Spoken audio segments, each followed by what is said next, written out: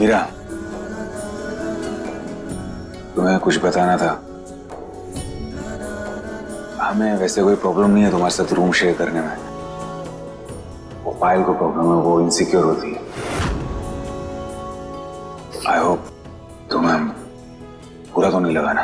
काश हम आपको समझा पाते पार्थ कि वो आपकी पायल नहीं प्रियल है।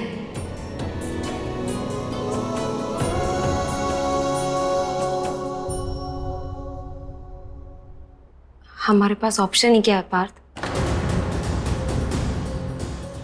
हमें प्रॉब्लम होगी तो पायल की प्रॉब्लम का क्या?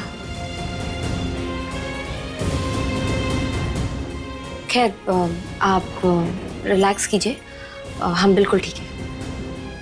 चाहिए वो तो बताना।